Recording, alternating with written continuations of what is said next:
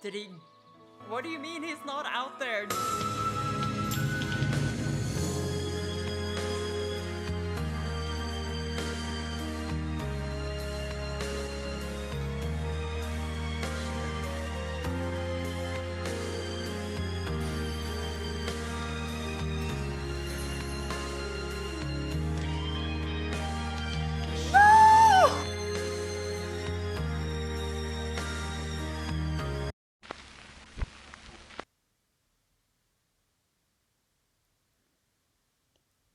Good evening.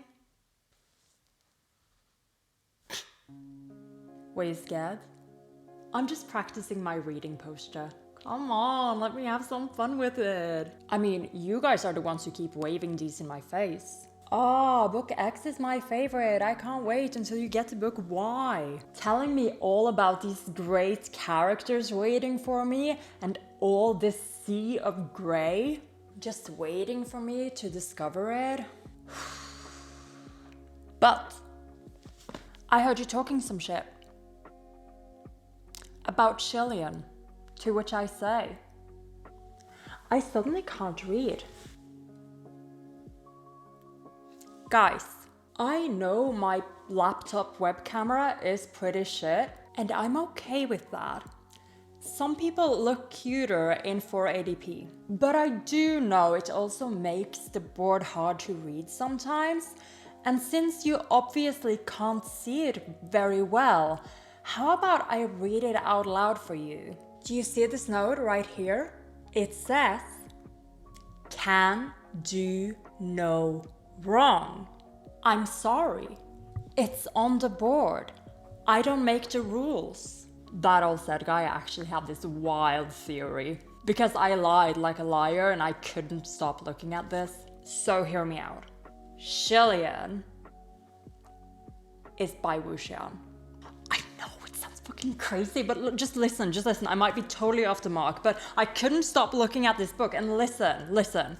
When I first saw this character on the screen, I had this moment of, that really looked like Hualian from the back, and then I kind of backtracked a little. But look, it's not just the similarities, it's not just the white robes and everything. For Hualian's second ascension, according to the dub, he ascended as the god of plagues. I know some of you have used like god of misfortune. I'm not sure if this is like synonymous or whatever, but the dub used plague specifically. And in the timeline, as I understand it, that would have been kind of around the fall of Chandler or right after it. The white robes, white cloth calamity. And then there's the whole like amnesia thing. Like, yes, we've kind of reasoned our way into, well, he dies and that's why he's forgetting like pieces and stuff. But I can't stop thinking about this hard drive. He seems to have like a big trauma connected to this. And trauma could be correlated to holes in your memory. What else did you delete from your hard drive, Hualian? And then there's the masks. Plural. And this is the part where you just listen to me compose fanfiction again. On the notebook I received, Hualian's side of the notebook has the mask which looks suspiciously like the one that Bai Wuxian wears. And this figure in the background could possibly be him. On the other side of the book with Huachang, we see another figure carrying an umbrella, similar to the one Huachang has and which I, from episode 1, think that Hualian might have left at that one shrine or whatever. And there's another mask here which looks a little different. What if, at some point in the future, after Hualian saved Huachang as a child, they meet again, but kind of in this sort of Cinderella-ish fashion, where they happen to be wearing masks. Like, I'm not making guesses at the details, could be a bit of like Prince sneaking out to have fun among the common folk. And then they just like meet.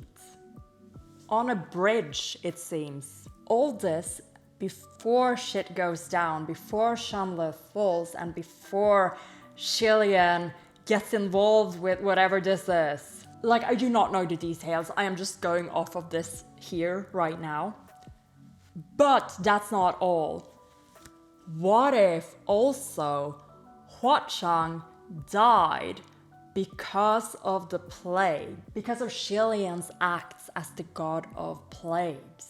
Oh my god, I'm so sorry. I have committed so many acts of blasphemy. Help me. Let's forget that just happened. Whew, I even forgot to do my introduction. Hello, good evening, and warm greetings to wherever you are in the world. This is Amelia, aka Spaced Out Puffin, and you are watching my reaction and analysis of the 12th and final episode of the first season of Heaven Official's Blessing. Gosh, I'm so sorry for being such a mess, but I had a crazy week and an even crazier afternoon. I got home early today and decided that today is the day. I have everything ready. It is time to record.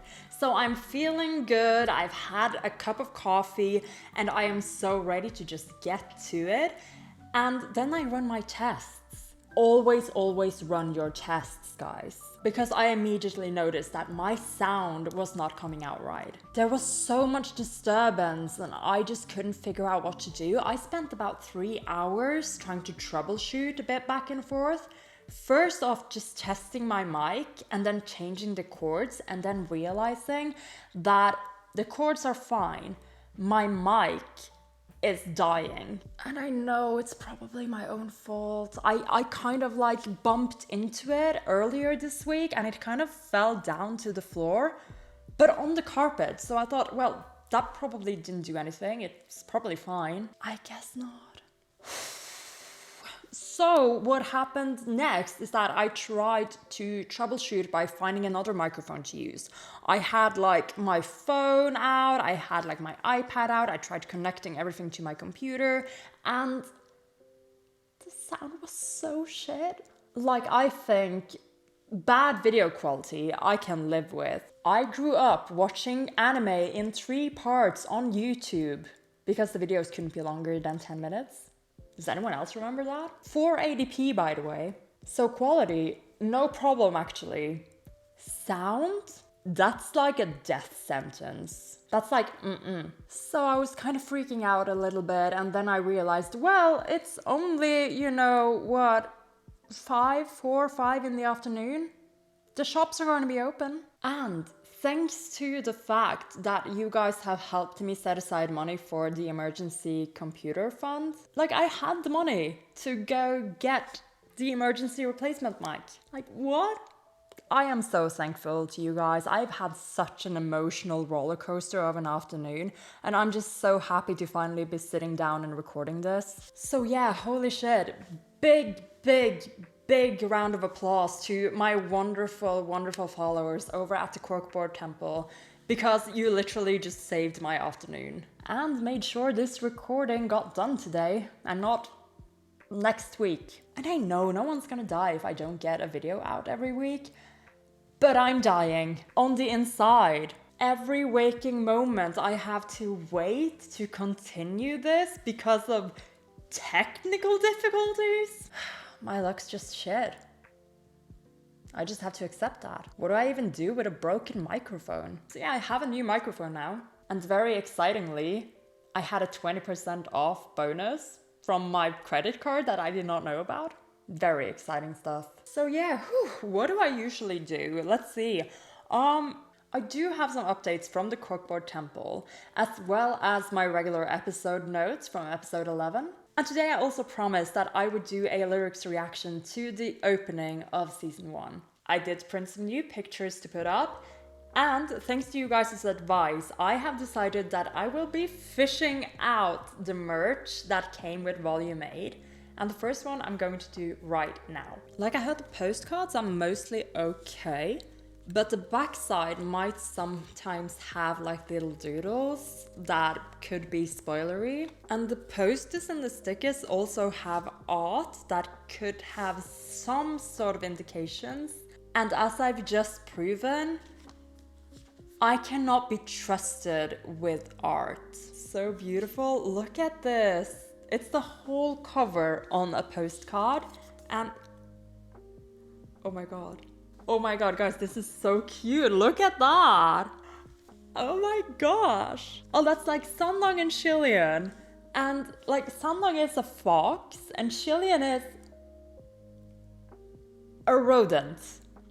I don't remember the word. What is it? Like the long one? Like, I can't remember the word in English. Please remind me the name of Hualian's animal form. But oh my gosh, they are so cute. Look at them. What are they eating?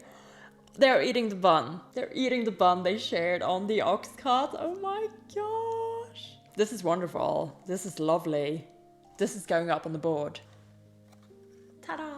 Just to fill up some space before we inevitably have to exchange this corkboard for a larger one for season 2. So yeah, I'll have to put the rest of that in a box or something. From what I understand, I should be able to look at the posters after like maybe book 2.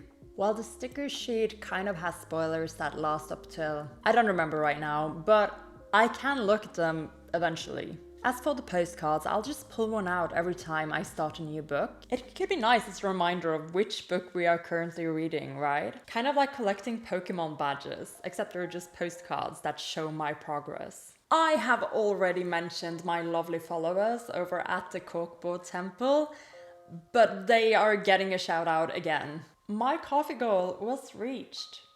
Again. Twice. So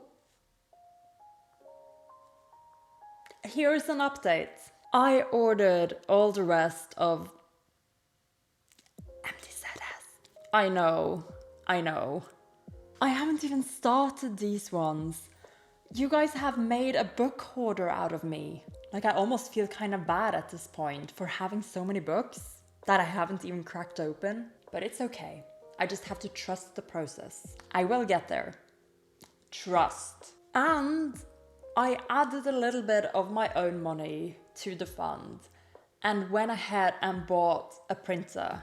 The printer at work was actually out for all of Monday and Tuesday, which is why I didn't get the girls out before a lot later than I wanted. Tuesday afternoon, I think. But hopefully that will be the last time I even have to think about stuff like that. I can now print my fictional gays in the comfort of my own home. And guys, the first thing I will print is probably this. Look at them. Oh my lord. Like, I already showed you the Chilean one last time, but Nimue went ahead and did both of them. So now we have Hualian puffins.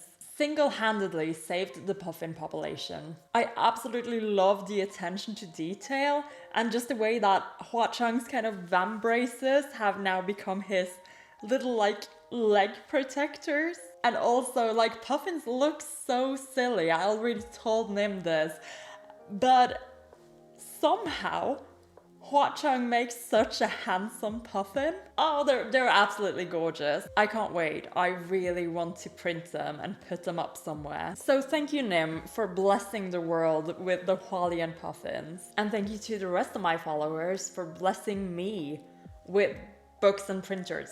Which means it's time for mentions. And oh boy, you guys showed up. This isn't even like a tiny temple anymore. We're going like medium-sized. So let's start with some returnees who came back to place a second offering at the temple. Thank you to the lovely Iwana and Miss Castillo. And a big thank you to Dark Yoko Kitsune, who also came back and left another offering. I also received repeat offerings from Misty and Lapility, so you will be earning your flower pins today. As well as Mary Silva, who also came back to give another offering and who will be receiving this white cat for your name tag. And another returning follower is the wonderful Jackie. Thank you for your generosity. Ta-da! But there is more. I had 10 more followers join the temple over the last couple of weeks, and I am so happy to see you here. Welcome to the Temple of Corkboards. Thank you to Toasted Toad, who actually came by a couple of times in the past week. Thank you to Aaron also, who left me some kind words. Super grateful for Vivi Super and also La Alina, as well as the super cute cup noodle cat. That makes for such a cute mental image. Cup noodle cat. I'm grateful for the donation of the generous Roska, who will be earning their pin today. And thank you to Ao, whose wonderful kindness is very deserving of this wonderful little cat pin. And thank you to Tiny Meeps and Shay also. And last but definitely not least on the list for this week is the wonderful Melody Aria, whose generosity is what tipped me over the edge and made me buy all the rest of the MDZS books.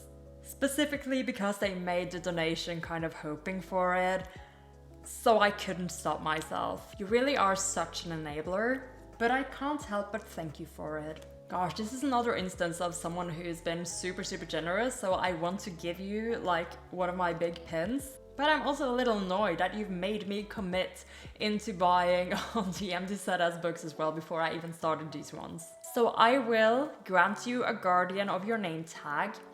However, your guardian is a little silly. In fact, he ran so fast that he crashed into my board. And that's his little butt. Boop. Very cute. You know what else is cute? This board. Oh my gosh, I can't believe there are 40 people on this board now. Like again, thank you guys so much. I can't help but feel a little overwhelmed by just your generosity and your kindness and all the lovely messages you've left me. And just the fact that you basically saved my butt today. Seriously. Thank you guys so much for joining the temple and welcome to the world of corkboardism. May the cork be with you and your boards never shatter. And may your cupboards and fridges always be stocked with your drinks of choice, caffeinated or not. Which means it's now time for my episode 11 notes as well as some new pictures. Yes, I'm putting up the last pictures that we will ever be putting up on this board. Like size-wise, I already know that I want to update it for season 2, but I also want to move a few things around. Like it's been implied to me that Hualian should probably take the center more and I should leave a lot of space around him.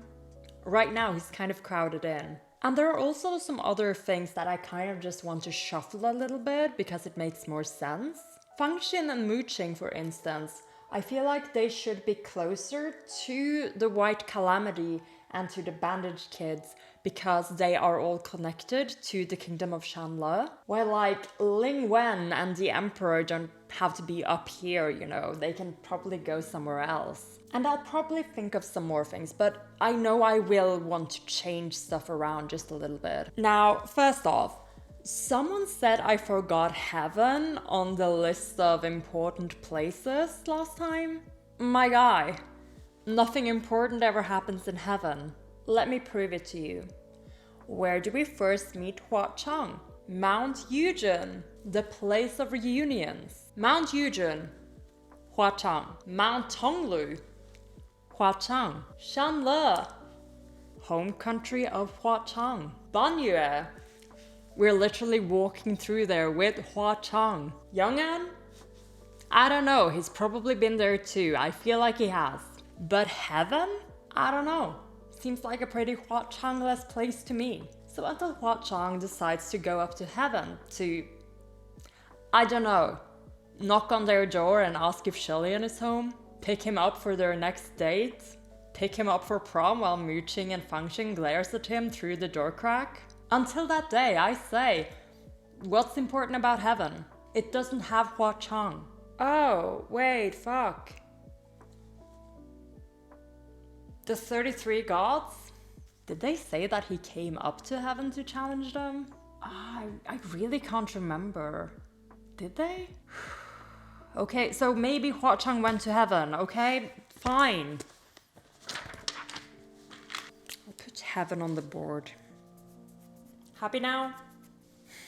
Episode 11. What an emotional roller coaster. I'm not even going to talk about the whole Pei Shu reveal because I'm not over it. I missed it, simple as that. But I will comment on how that is what makes for a good mystery setup. When you're left thinking, the pieces were all there. I could conceivably have puzzled this out and I just watched someone else do it. That makes for that good mystery feeling. And I can always nourish my broken pride with the WINDMASTER reveal. But aside from the mystery, there's a lot of other things to talk about that I've been thinking about this whole week.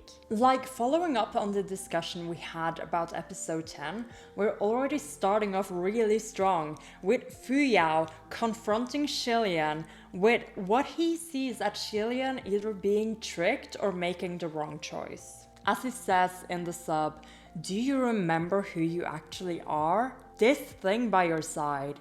I think you know full well what it is."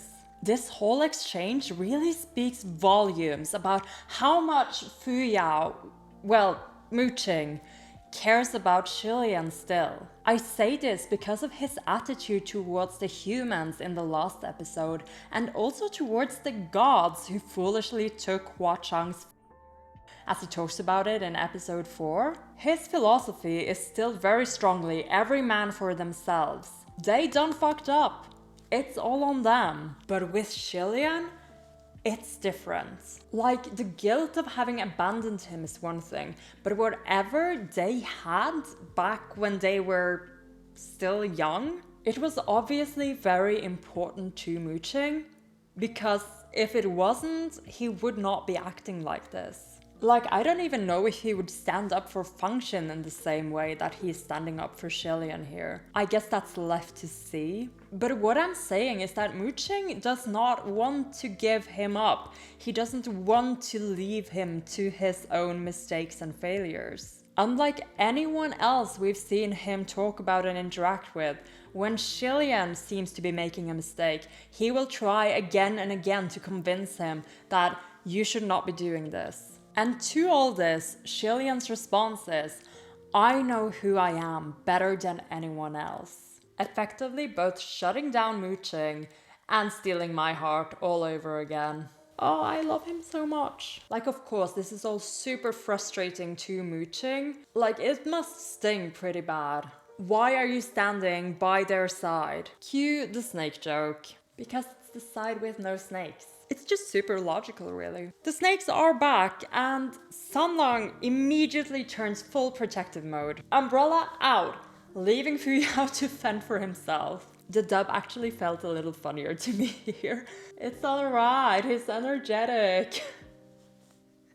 That's such a good line. Sanlang. Actually, there are so many good Sanlangs in this episode. Like, aside from the protective Sanlang, we got smiley Sanlang, pouty Sanlang, classical exposition Sanlang, sarcastic Sanlang, apprehensive Sanlang, bonus dad Sanlang, lovingly gazing into your eyes Sanlang. We even get glimpses of Crimson Rain-soaked flower, Ghost King Sanlang. Hua Chang.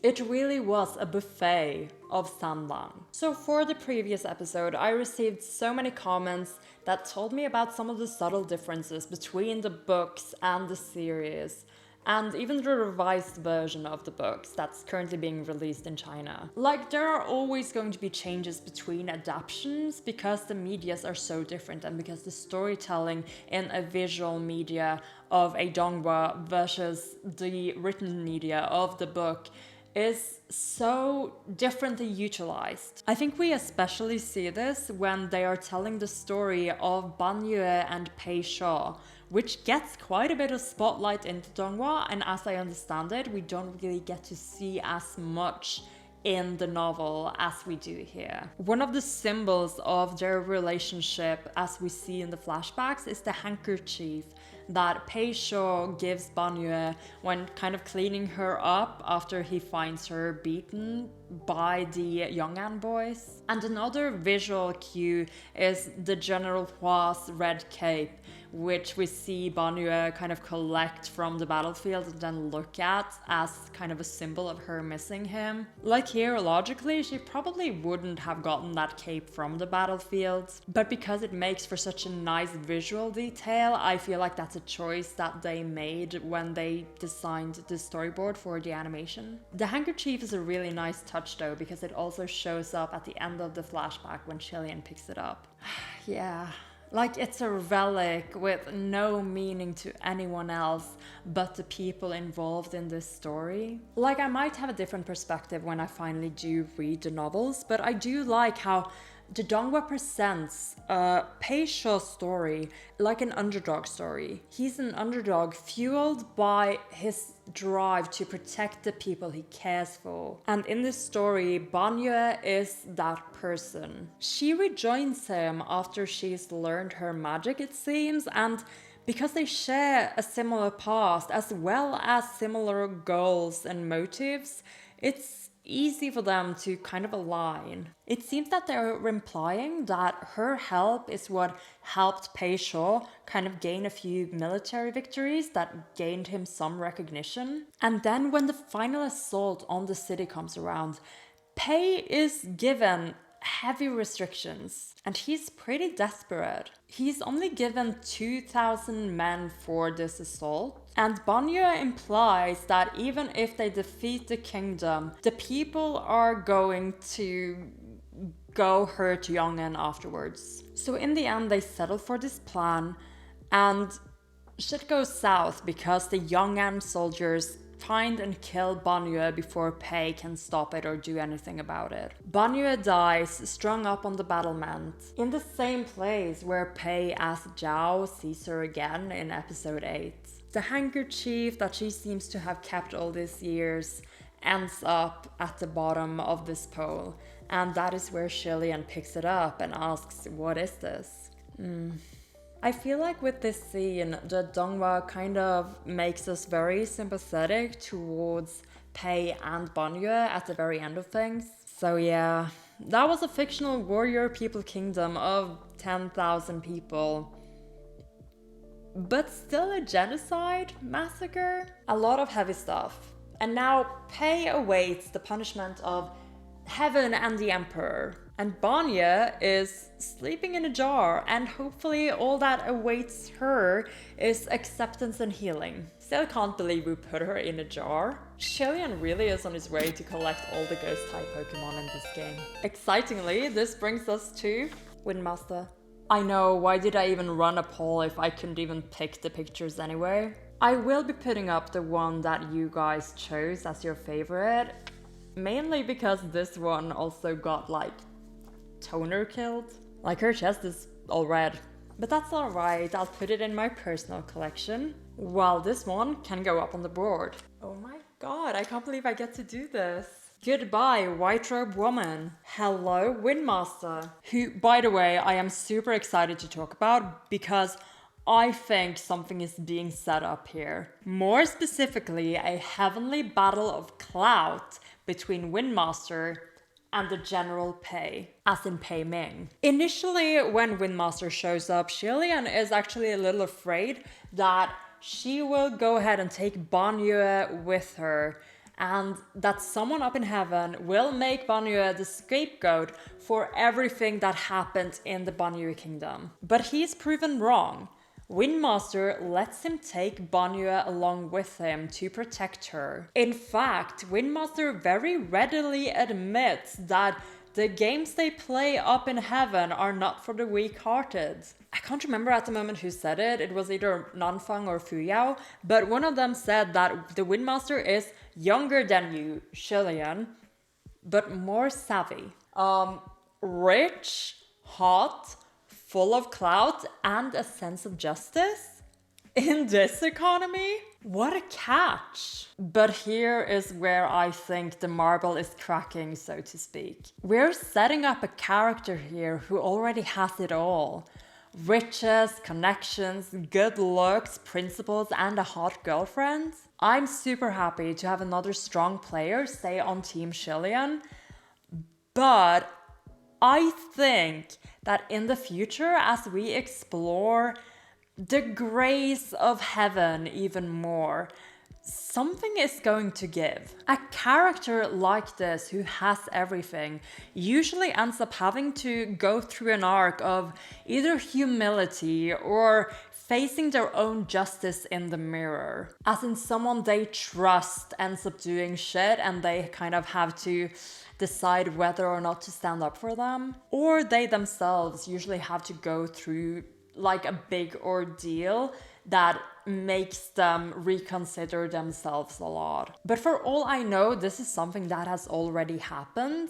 And maybe Windmaster's arc is something that happened in the past, and we will get to explore how they became the way they are, rather than where they are going next. My point being, I already adore them, but I think we are in for some shit. And I mean, we have like 8 books of shit that has yet to happen. In the red corner, aka Pei Ming's re-entry into the story. He is mentioned again because apparently he had a few plans for Pei Shaw, namely for him to take over as the martial god of the West.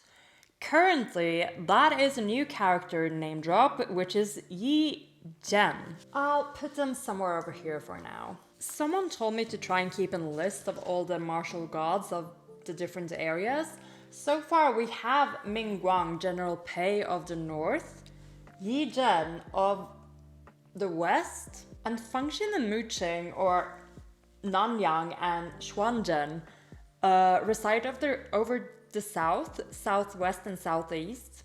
I can't remember which one is which at the moment. Maybe I should note that down. So presumably there is a martial god of the east as well. So we should be keeping our eyes out for that one. But anyway, point is, General Pei Ming's plan is falling through. With what Pei Shaw's been up to, he's not getting promoted anywhere, and rather he will probably be demoted. Nanfang suggests that he will probably go after Hualian because of all this, but Sanlang actually says that he's too proud to do something like that. Which, to be fair, we did see in the whole Xuanji situation, where he refused to take the battle plans that she tried to give him. Either way, Windmaster is trying to keep Hualian out of this whole mess, but I don't think it's going to go as smoothly as they're kind of implying right now. Like, I'm waiting for like another piece of story to pop up and make this a little bit more complicated. Either that, or this whole thing kind of blows over smoothly,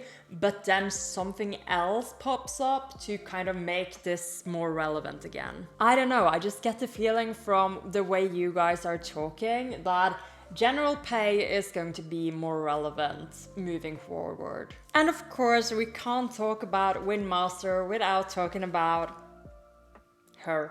Again, I picked 2 pictures because I couldn't help myself. This one is actually the one that kind of matches the Windmaster one, but you guys made this one the most popular one, and I kind of do agree. It's actually the one where she's narrowing her eyes after she makes eye contact with Sanlang, which is perfect because that's what this section is going to be all about.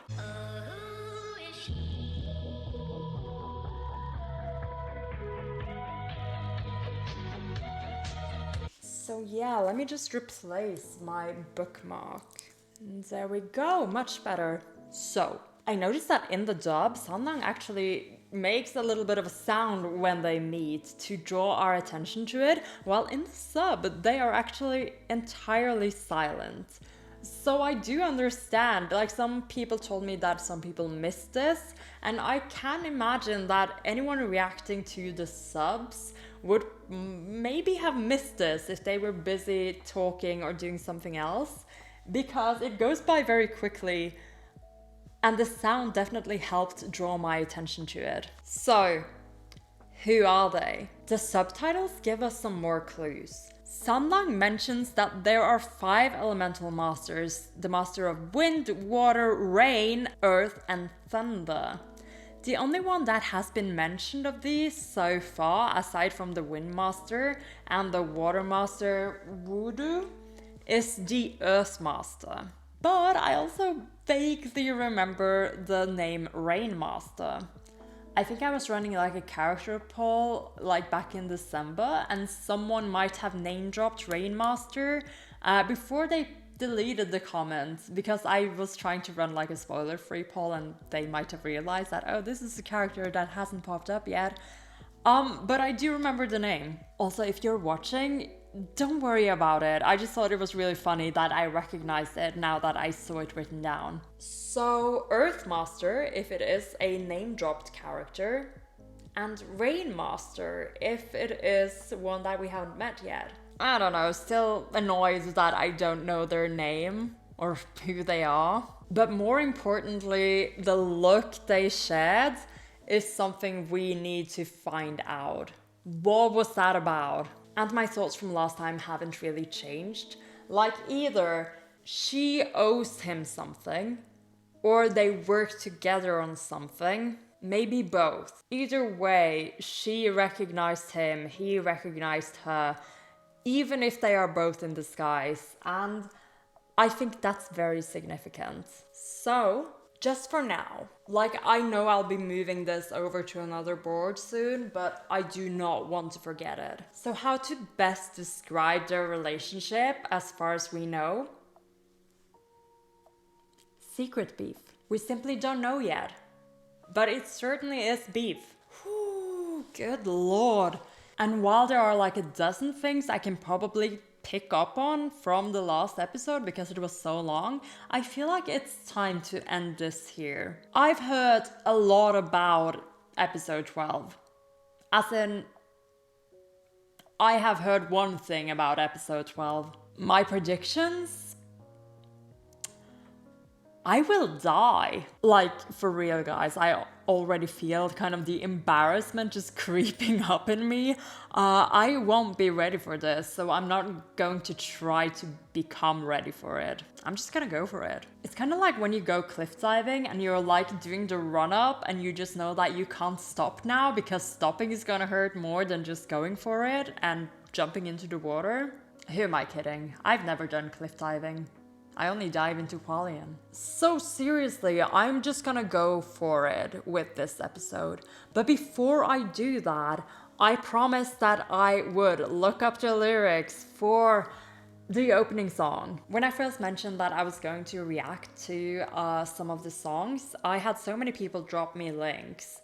So I tried to save them all. And also, of course, the wonderful Livian broke down all the lyrics in the spreadsheet that I will also be looking at today. So the way I'll be doing this is that I grabbed a link with the full version of the song. It has a translation, so I will listen to it and kind of get a feel of which part of the song belongs to which meaning and, you know, what melody is which part of the translation. That way I will be more familiar with the structure of the song when I go through the breakdown provided by Livian. There are other songs that I'd like to react to from this season, but in the interest of not spending too much time on song reactions, I'm just gonna do the opening this time and then I'll see what I'll do about the other ones. Like maybe I'll be able to fit them into an episode reaction, or maybe it would be better to just collect them all and like make one video where I react to the songs. That way it would probably take a little less time to edit as well. But yeah, I'm super excited to be doing the lyrics reactions finally, so let's set this up so that we can start. I'll see you in just a little bit. I'm blinded by the screen brightness or just Hualian. Who can tell? I'm just used to watching Heaven Official's Blessing with all its dark scenes and night scenes, and yeah, a white screen like this is very new to me. My poor eyes. Oh my gosh, this art is beautiful, by the way. I'm scared of checking the descriptions in case there are spoilers, like in the top comments. But let me know if this is official art or if this is a fan artist and if anyone knows who made it. It's too late for coffee, but I still have to get some caffeine, you know? Alright, I'm so ready. This is Wuobie, No Separation, the opening for season 1 of Heaven Official's Blessing. I loved this song at first listen, and I've listened to it so many times. Even more times than episodes, because I had to re-listen to it quite a few times while I had technical difficulties with, what was it, episode 10? 9? Can't remember. But I just can't get tired of it. I really love the build-up, and There is so much emotion in this song, so getting to know what they're actually singing about is going to be super exciting to me, especially now that I know the characters a little more. I've heard that a lot of the songs kind of reflect Hua Chang's perspective a little bit, and he is a character I am still kind of learning to understand and getting to know. So I'm looking forward to this insight. This is the full song, so I'll probably heavily edit this in the actual reaction that you guys get to see. And also a lot of the music is going to be cut out. But let's be real, you know this song. You've listened to it. You have it on Spotify. You sing along to this in an attempt at nonsensical Chinese. And I'm sure it's glorious. So with no further delay, let us just enjoy Wo Bie together. Gosh, this opening melody gets me every time. It's so gorgeous. Alright, with this sword imagery, very poetic. Holding back tears and wait for the joy of reunion. 将信仰的爱丝毫未冷却，土壤白蚁修成灰，别后花枯萎，蔓延幸福的诗篇。错过你，尝尽酸甜都无味。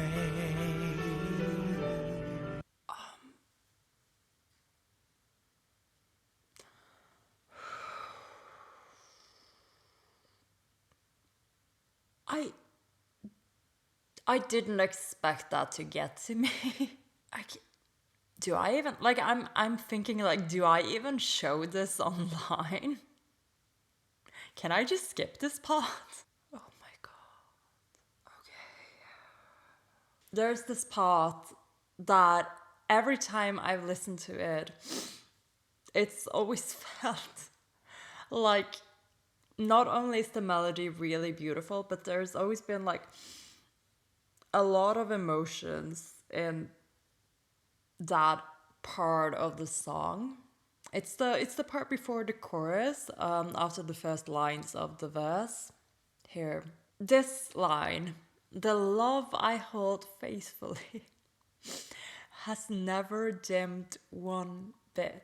In the opening, when this plays, it's over like a young Hua Chang who is looking over at like the shrine with Hualian and like the umbrella.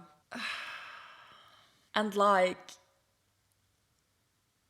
it's all fun and games when we're talking about it, but I've suddenly felt the weight of those 800 years.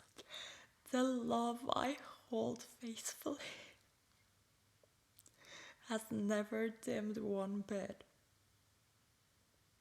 That's a long time. That's a really long time. Holy shit.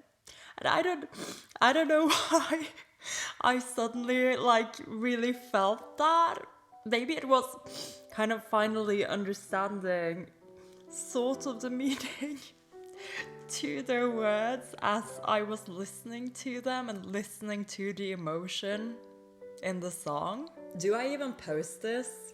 Genuinely feeling a little embarrassed about how easily that moved me to tears. Like, I feel like right now, I believe him. Like, I have no way of knowing the extent of his devotion, really. What actually happened back there to make it happen, in a sense.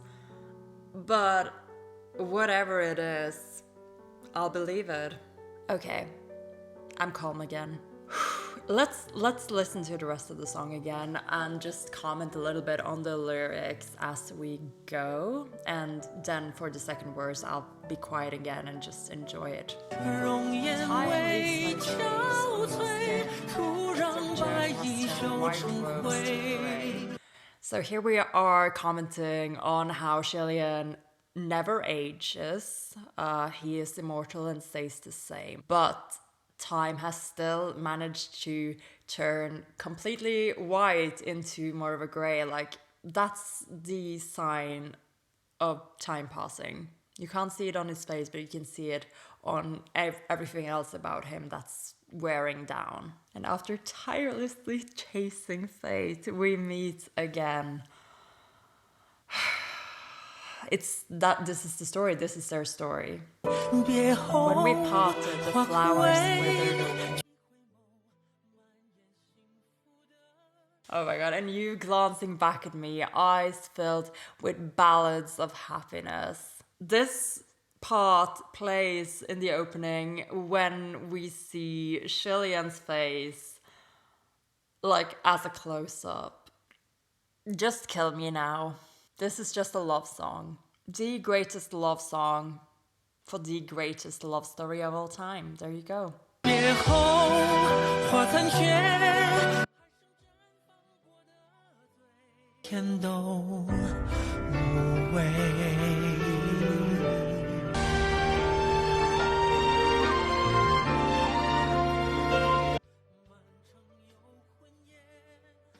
曾信仰的爱丝毫未冷却。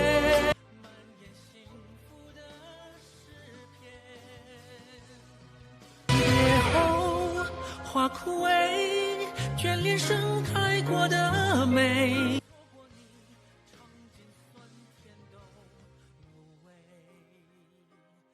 Turn around and walk the long endless road together, never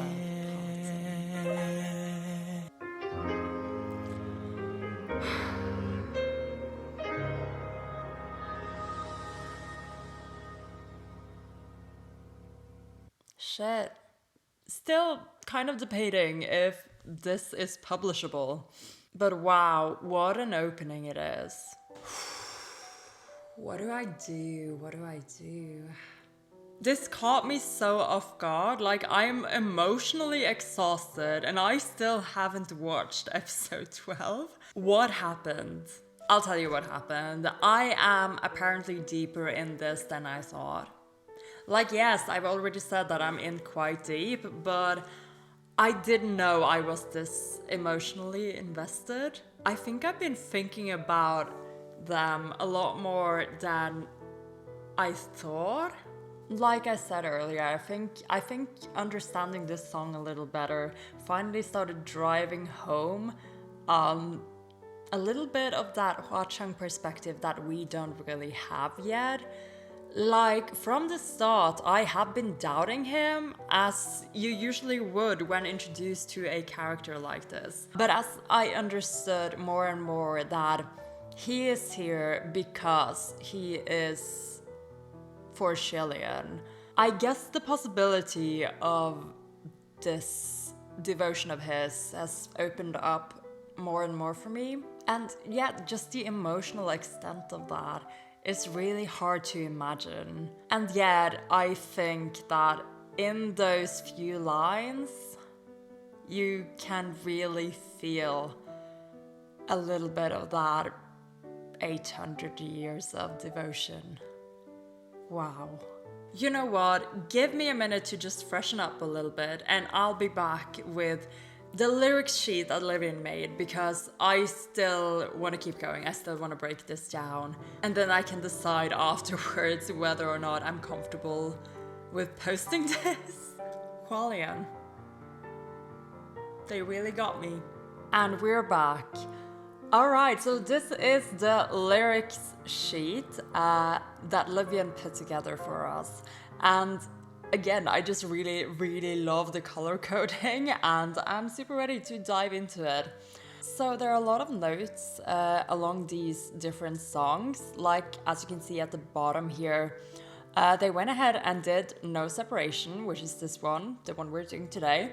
But they also did One Flower, One Sword, and that has like 42 notes. I'm super curious what happens in that song. That's worth writing about. So excited to get to this one as well. Then there's Always Together. I'm not sure which one that is. Might be the ending, maybe. And then there's Red Supreme that we have been talking about. The Ballad of Lian and Chang. Okay. I have some idea what that might be about. But yeah, if you are checking out Livian's sheets, which I will be linking again down in the description, remember to read the reminder and be mindful that this is just the work of another fan. Alright, so this song was written by Zhang Xinche. Gonna pretend I got that right. And Livian notes, he is a talented singer with bitter, gentle love songs. So if you're interested in him, his voice, you can listen to his representative song, White Moonlight, a song for a past person. I really do like his voice quite a bit. It's very emotionally vulnerable. He was a really good pick for this song for sure. The song opens with the line, "The strand of love is cut by a sword, the entanglement severed, yet they remain in love." And Livian already left a note on this first part, noting on how this might refer to how, in order to express their love euphemistically, ancient women would give a strand of their hair to their lover as a token. In the ancient marriage custom, the husband and wife each took a strand of hair and tied them into a knot. Alright. I wonder if this carries into Hua Chang's character design. Like, he has the red string on his finger that is quite notable. So I wonder if that is a symbol of love and his affections in a sense. Without pities, dimming the bright light to face the waning moon, the past transforms into butterflies, flit across the flowering shrubs, then part once more. And apparently this connects to a couple of literature works. The first one being The Swan, which is a famous folk love story that tells a story about a pair of lovers' deaths for the love under the bondage of feudal ethics, and they finally turned into two butterflies and could be together. So a love constrained by their surroundings basically, and then finding a sort of freedom. The symbolism of butterflies is really good. Holding back tears, waiting for the joy of reuniting. Petals fall like snow on the night that the city fills with wandering ghosts. Not appearing haggard, time merely turned white robes to grey. Meeting each other after ceaseless chase of fate. After a farewell, the flowers wither, attached to the beauty after the full bloom. And here, attached to also contains the character, which carries the meaning of love. Once looking back, the eye full is poems of happiness. I'm guessing this is the same line, which in the video was about the ballads of happiness. And if missing the chance to meet you, all the flavors would be tasteless. In the second verse, there are a few changes. The past transforms into butterflies, flying together in pairs all along.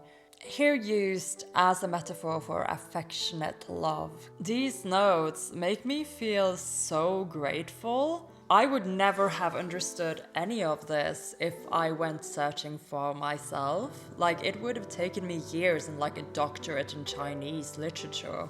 Turning around, there are no partings all along this long road. Oh my god. What a song! This song is so gorgeous. Wow, thank you so much, Livian, for putting so much effort into making all these notes. I read through all of them, and to me, this sort of thing is so interesting, and I really appreciate how much effort has gone into writing these lyrics, as well as the arrangement of the song. You're an absolute legend, and I can't wait to dive into all the notes you made on all of the other songs. Thank you so much for allowing me to dive even deeper into the meaning behind this song. I appreciate it a lot. Good lord. Now it's filmed and now I'll have to edit it and decide whether I should post this or hide it from the world forever. It's fine. I'll probably post it. You'll probably see this. I'll get over my embarrassment once I've started editing it. But good grief, that took a lot longer than I thought it would because of my little emotional breakdown there. And also just today has been absolutely insane. It's already 11 p.m. I had hoped to start filming at 2 p.m. and all those feelings have me a little bit drained. At the same time, I am super excited about this episode. I think I'm gonna take a short break, get something to drink, and get settled in. And then I'll just jump in and enjoy the bonus episode. And you know, if I die, you just won't hear from me. Holy shit, the shit I do for Hualian. I would ask them to play nice, but I know this guy's gonna make it difficult. Okay, no more waiting, no more waiting. Let's set it up and let's get ready to roll into Heaven Official's Blessing, episode 12, the much anticipated bonus episode. Let's roll.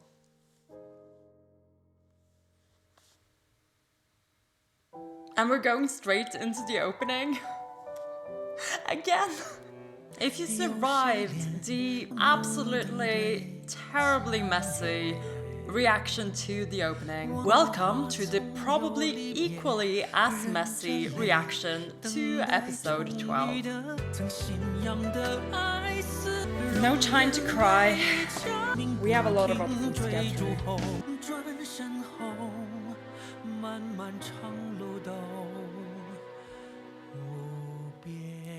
For the last time, an absolutely fantastic opening, and now I'm really feeling how well it fits with the theme. We're back at the Chestnut Temple, finally. Beautiful, beautiful prince. Crimson rain-sought flower. Yes, Your Highness. I don't believe you've ever called me that before. For How real. do you like it? It's hard to say. It feels different hearing it from you. But not bad. Different how? Oh my god. Like, you treasure me. No, wait, By the way. what? What did you just say? Stop. No. No. We're starting the episode with them just like being super domestic in the little kitchen, and you can't be saying shit like this, Hualian. I said I would just jump into this and just let it rush over me, but it's been a long day. I was better prepared for this at 2 p.m. than I am now. But I've done this to myself. You know what? I will power through. I will make it through this. But can you guys not? Can you not look at each other like that while you're handling a fucking knife, Hualian? Not even a minute in, and this is how we're doing it. Wow. He has so many offerings, Crimson by the rain-sought way. flower. I don't believe you've ever called me that before. How do you like it? It's hard to say. It feels different hearing it from you. But not bad. Different how? Like, you treasure me. He does. It's because he does. By the way, do you remember when we first met? He does, my you groom. don't. Or rather, I mean, you were pretending to be the ghost on Mount Yujin. I wasn't really. Then what reason did you have for being there? Yeah, tell us. Two possibilities. First, I was there to see you. Second, I was bored. Guess which? Well, I wouldn't be surprised if you were just bored, since you seem to have so much time on your hands. Speaking Kind of a which, burn. You're quite different from the rumors. How did you know who I really was? I hid it so well. Did you though? That's true. Did you I tested though? you in every way. That meant you had to be a devastation. But beyond that, you dress in all red. You're ridiculously powerful and afraid of nothing. So you must be the Crimson Rain-sought flower, one who strikes fear into the hearts of all. Is that good or bad? You tell me. Oh my god. Oh, Banyu!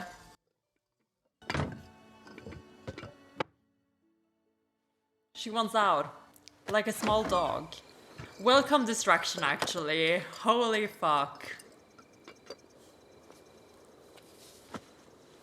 Okay, before we get into this Banyu Hualian moment, which I think is going to be so sweet, what was that even? What did they even talk about?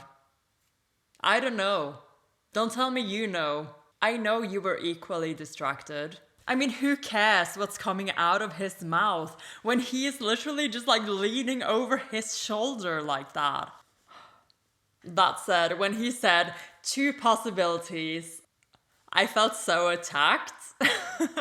That's basically been me this entire season. This is one theory, here's another. Luckily for me, I know the answer to this one. You were not there because you were bored. Boy's been waiting 800 years for this moment. If he was bored, it was not just then and there. Yeah. Hello. Do you want to see the stars? Baby. General Hua, do you know what's going to happen to Peisho? Oh, she's worried about Don't. him. But he made mistakes, and he has to face up to that. Maybe so, but I don't think that he's bad in his heart. Really. He always protected me. I wasn't coerced or tricked by him. I chose to open that gate. On my own accord. Despite what anyone says. This is sort of the discussion we have been It's all having. right. It's over now. Forgive me. That's his daughter. I don't care what anyone says. Stop. You don't need to say that to me. I want to save the world. You what? Like what you said to me all those years ago. Did I? Wait, hold on! Oh no. Are you sure that was me? It was when you asked me what I wanted to do when I grew Oh, up. is he feeling a little What my dream embarrassed? was. I said I wasn't sure.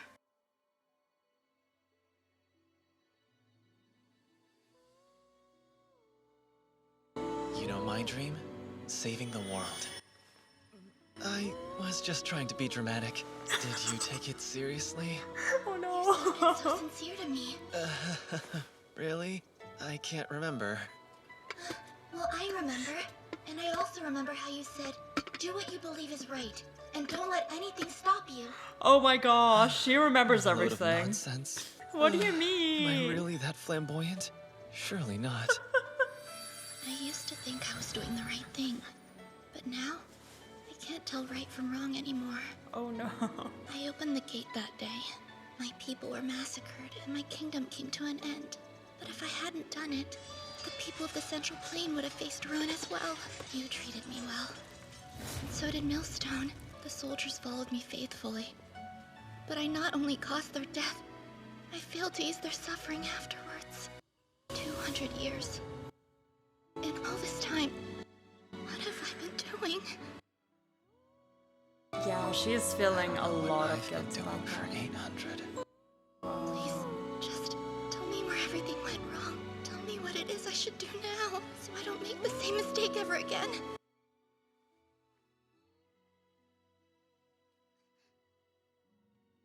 Listen, Banyu. I'm sorry, but I don't know the answer either. I may never know. Yeah, that was... Wow. Banyu is really feeling a lot of guilt over everything that happened 200 years ago and everything that happened since.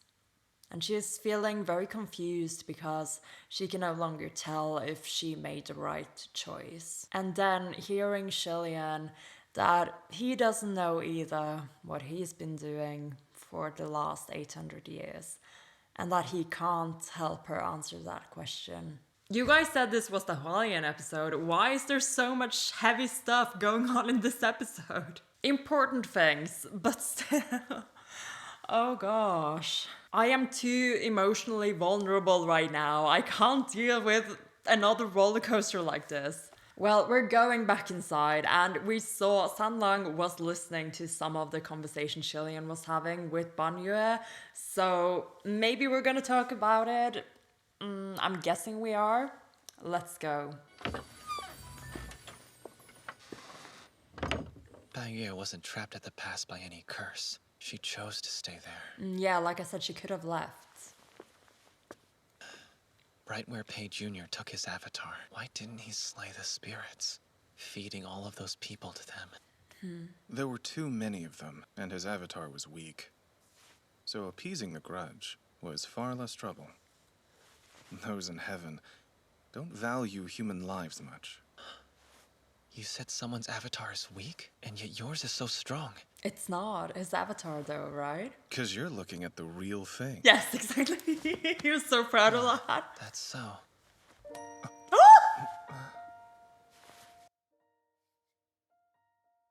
Don't do that to me, Shillian!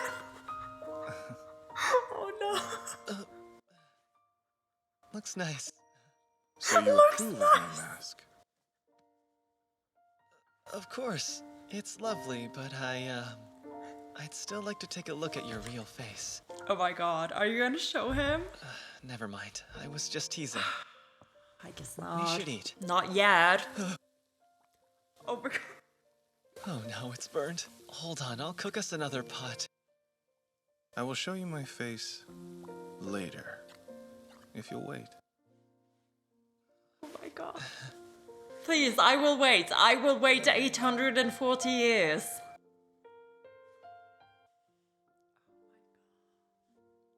This is so cute. All of this. He's so carefree. He's so sweet. What, are we going to sleep already? You've been here a while. You don't need to report? Or check in? To who? He's the Ghost King. To ghosts? We all mind our own business. Oh, okay. Plus, I'm the boss. How's that? The ghost drum sounds nice. Though I thought it would be more organized, like heaven. None of us like to be tied down. Have you met them? The other ghost kings? Uh-huh. Qirong too? I stopped by his place once, but he ran off, the rat. You probably weren't there to chat. We shared a few words. What came next earned me my title. Oh my gosh, oh my gosh. Like, I already thought that was what it was going to be when he said he stopped by. He totally wrecked, where did I even put Qirong? There he is. He totally wrecked Qirong's hideout. That's what he was talking about in episode 5. And that was what earned him his namesake. Wow, that's like the first Qirong mentioned in a while. I feel like I should get him connected to Hua Cheng as well. Whatever went down between them must have some implication for the story. Is Qirong the type to pick a fight? Yeah, with me. And also Blackwater. Blackwater mention, let's go. Blackwater. Do you know him? The kings don't talk much. And other ghosts, they're below me. Oh, really? That sounds nice. Fewer names to learn. In heaven, it can be a bother. Uh-huh, okay, I get it. Screw them. Who cares? But I don't want to be rude. You're too good, Shillian. Their fault for getting mad. That just means they're a jerk. Oh my gosh, Sanlang is so cute. I'm worried. Banyue won't come out. Give her time. Life's hard. True enough. I liked your line. What line? The one about saving the world. Oh my gosh. Something tells me he likes everything he says. Can you drop it? He's so embarrassed about it But for it's a some nice reason. sentiment. No, it's foolish. Anyone can look at the world and judge it. But working to make it a better place, that's something. Easier said than done. Takes courage to try.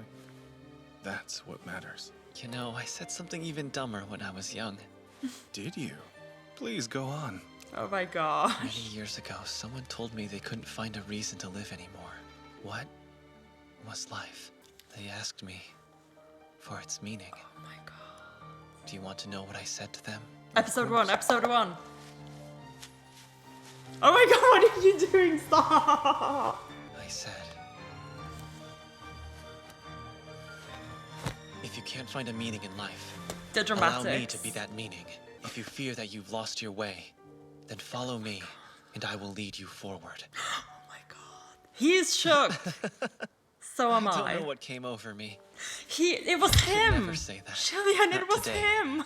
Becoming someone's meaning, that's hard enough. Never mind saving the world. Oh my god. But I wonder what happened to them. They're right there. He's right there. Thinking like that when you're young is foolish, but nice. I agree. I think it's brave. Thanks, I suppose. Of course. Do you want me to talk now? About why I'm with you? I want you to If talk you'd about like. that. Yes, please. But I can't force you. If I drove you off, you could come right back. So, you can do what you want. What if my real face was hideous? That's fine. There it is. Oh yeah? Would it still be fine if I was some sort of monstrous beast? Oh no. We're friends, so I'd still want to see. We should be honest, I think. I mean, as long as it's you, I'll love it. Oh my god. This is a lot. It's a lot. It's a lot to take in. We're getting more evidence and more confirmation regarding the theory we have been talking about Hua Chang's self-depreciation. Hua Chang quite easily listens to Shillian's story and quite eagerly wants him to tell him whatever he likes. He encourages what Shillian now views as kind of the folly of youth, his foolish thoughts and actions from when he was young. These are things that kind of seem to embarrass him now that he's talking about him. Like, you can see him just physically kind of turning away from Banyu and turning away even from Sanlang as he recounts it. But Hua Chang makes sure to keep kind of encouraging it and keep kind of putting it in a positive light. Doing things like that and saying things like that when you're young is nice. And I think that this positivity is what helps Shillian kind of like be a little bit dramatic about it, have a little bit of fun with it when he like goes in like that, just all serious face and leaning in. Like for Shillian, this is just putting on a little bit of a show because he's starting to feel very comfortable around Sanlang and even talking about these things that embarrass him. But he does not know that Sanlang is the same person who he said these things to that first time. We know, Sanlang knows, so for him to hear it said to him again like that by the same person who seems to have given him a reason to go on, a reason to live. This whole situation is so interesting but so disjointed because they are moving at different wavelengths while actually being on the same one, if you catch my drift. Like, what an episode so far.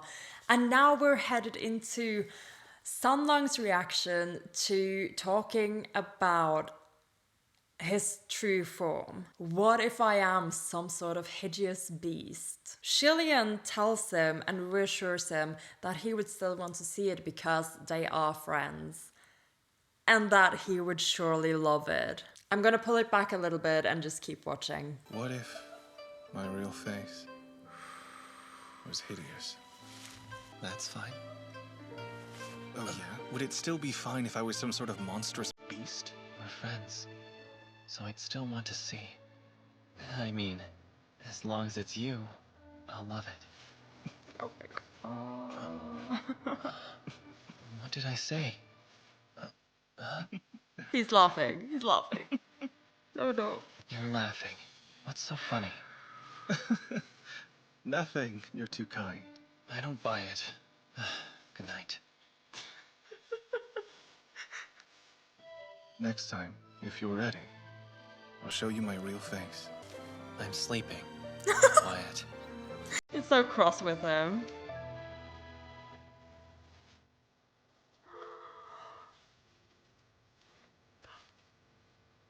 I mean it. I'm always sincere with you. I swear with all my heart. These are his thoughts, right?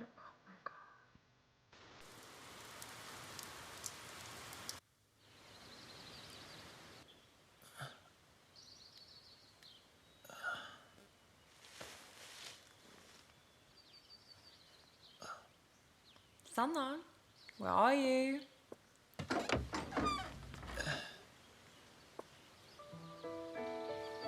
Did he... What do you mean he's not out there doing his husbanding chores? Ashes. Ashes. It's his ashes. It's his ashes, oh my god!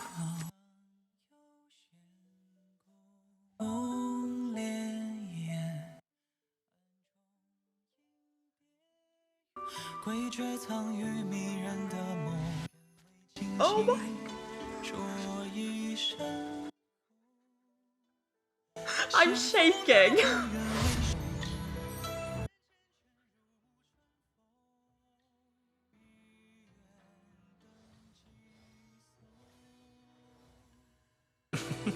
Hualian. Hualian. Hualian. Hualian, you're missing a key element in your temple. Did he say his name when he was falling? Like his for real, not just Gaga, but like Hualian? I'll have to check that. Baby.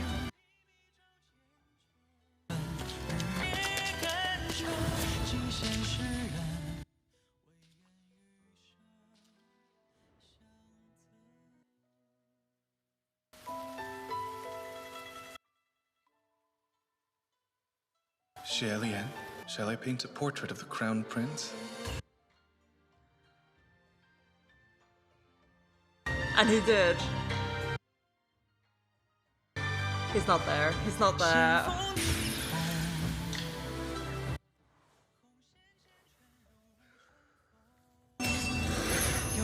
Oh my god, they're parallels!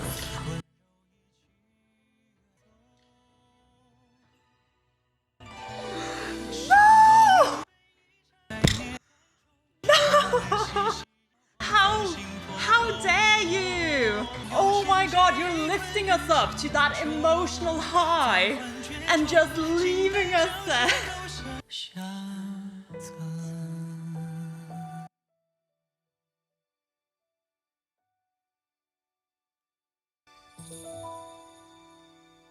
Ashes.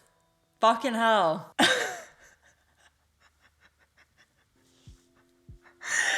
Hualian is now our ring bearer. Do not drop those into any live volcanoes. Oh my god. I made a joke like that. I'm so sorry. That's too fucking funny. No way. Do not throw his ashes. Well, I guess that means I could just put that like right here. I'll get it a nice replacement. I will get him a ring on a chain or something. Wow. Wow, wow, wow. Wow, wow, wow, wow. I'm gonna have to watch that again. Wow. Just the whole montage at the end, kind of showing the parallels of what Hualian did for Huachang and what Huachang is now doing for Hualian. Fuck, he looks so good. He looks amazing. And he promises Hualian that the next time he sees him, if he's ready, he will wear his true form. Cue season 2. Imagine having to wait for another season. Couldn't be me wandering in here post season 2. Gosh, I'm so sorry for all of you. Jokes aside, that was season 1. That was everything. I made it. Holy shit, I finished a whole season of a series as a reaction series. That's insane. I didn't even bring party poppers. Insert some here or something. So for once, I feel like I've said everything that needs saying. This bonus episode was about establishing mainly just Hualian's dynamic now that everything is out in the open. I asked to go back to the Chestnut Temple. I got everything I wanted. I got domestic Hualian scenes of them making food and then casually just revealing more about themselves as characters as well as the story around them. Like, they are hinting at each other's history. And we're in this situation where Sandlang knows and Hualian doesn't. And I think that because Huachang is as self-depreciative as he is, he's not just gonna come out and tell him. Like, I feel like we won't get these reveals before Hualian figures them out. Like, I could be wrong, but judging by their dynamic as we see it in this episode, and as we've seen it throughout season 1, I don't think this is gonna make Huachang necessarily more ready to give of himself. His true form is one thing. Hualian already knows this form exists and he's seen it before. But the extent of his feelings, who he is to Hualian and who Hualian is to him, I personally don't see him like divulging information about that. Like, the way I view them as of right now, Hualian views them more as equals, while Huachang actually is still here. Hualian is above him, way, way above him. Just the fact that he lets him be around him is a blessing. And I think that Hualian operating on this level is what is eventually going to pull Huachang there. So they have two things that have to happen, one thing each. Huachang needs to get to the point where he feels like he is worthy of being next to Hualian. And Hualian needs to get to the point where he knows who Huachang is, not as Crimson Rainsword Flower, the Ghost King, but of course that part of his identity will become more and more clear to us, but also who he was before. As the child he saved, as the child who experienced the rise and fall of the Crown Prince of Shanle, and who likely perished in the plague, who then rose to become a Ghost King, and who has been terrorizing heaven for whichever reasons. I believe they are related to Hualian. I don't know how, but they must be. Huachang's entire modus operandi is, am I doing something that would benefit His Highness the Crown Prince? If yes, proceed. If no, will this still protect and serve the Crown Prince in the future? If yes, proceed. If no, this is not interesting to me. Gosh, I really love that the animation can do these visual parallels that you can't really do in a book. Like Hualian catching a falling Huachang, and now Huachang catching a falling Hualian. Huachang running towards the shrine hoping to see Hualian there, and then Hualian running towards the shrine hoping to find Huachang. Yeah. I think this episode really establishes to me how long the road ahead is. we have quite a few things that need to be established in order for this relationship to work out. And at the same time, there's already so much good here. In Huachang, Hualian, from his perspective, has found a conversation partner, someone witty and knowing, and someone who treats him the way he seems to want to be treated. Even when Huachang calls him His Highness, it feels different to Hualian than when anyone else does it. Like you're treasuring me. Oh Lord. And in Hualian, perhaps a little unexpectedly, Huachang finds acceptance for things he does not expect to be accepted for.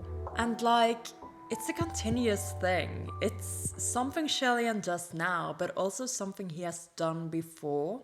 Saving that young child, giving meaning to a young child who seems to have no will to live at that point in time. Gosh, I really wonder how many times they did meet, however coincidentally. I feel like in stories like these where something happened a long time ago and something is happening now, like they probably coincidentally or uncoincidentally, whatever, met a few times throughout the years.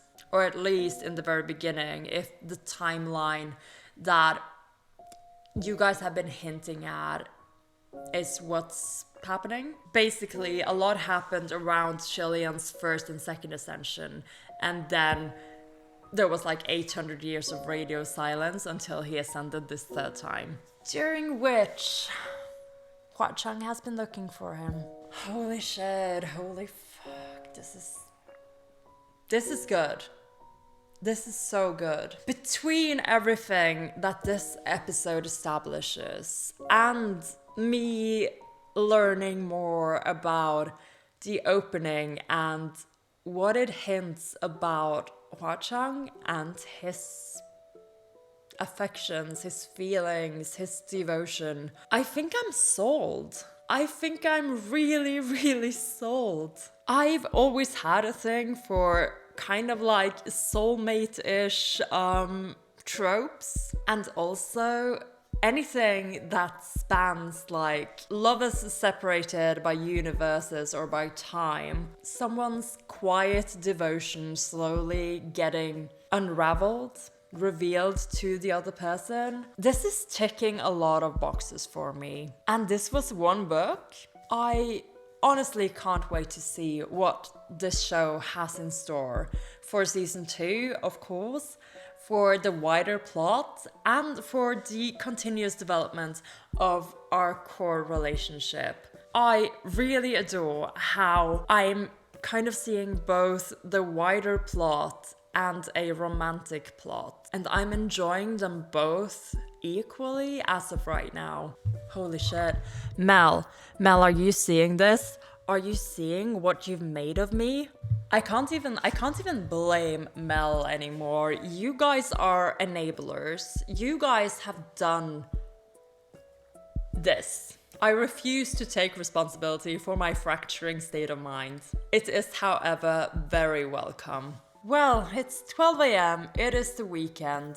I will probably spend a lot of my Saturday trying to trim and edit this, but I don't know if I'll be able to get it out by Sunday. It might have to wait until next week. In any case, the new corkboard should be sent by now. I did get a notification of a new package on its way to me, so hopefully it will arrive and I can start plan for season 2. But also, this past week has been absolutely crazy at work. So just maybe I have to extend the schedule just a little bit. I also have some other video ideas that I want to make that are not reaction videos. Mainly because I'm starting to have like this feeling that I want to learn how to do different kinds of videos. One of the things that's been really driving me to continue this channel is just all the new stuff that I've learned. I have learned so many weird new skills in video editing, in recording, in production, in planning, and I have a couple of more ideas that I'd like to try and make into shorter videos. Of course, they are all TGCF related. This is my life now. Welcome to my universe. If you ever see me spacing out, this is what I'm thinking about. Holy shit, what a board. I'm pretty satisfied with this for my season 1 board. Definitely taking a picture of this for, I don't know, like a teaser poster or whatever. Something to announce that I finally finished recording this. Holy shit.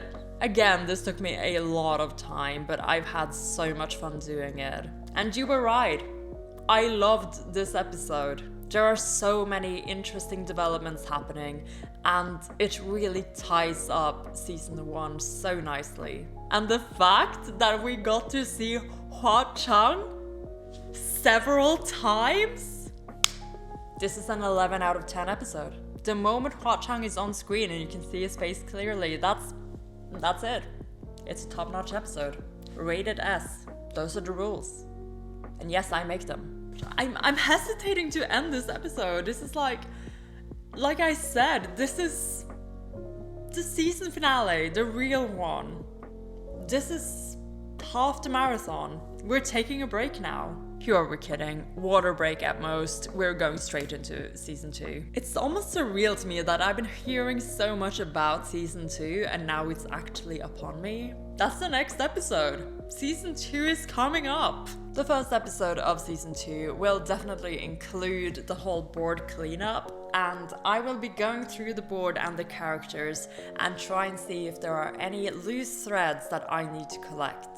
And once they are collected, they can be connected. You can really tell that it's 12 AM now. But you know what? I think it's time.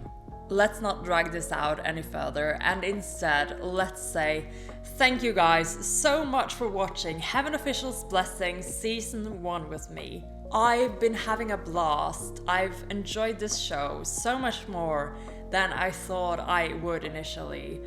And you've made me really excited to continue this journey, discovering more about this universe, and even other universes connected to Chinese media. But for now, this is all that fits inside my head. Okay, so let's do it.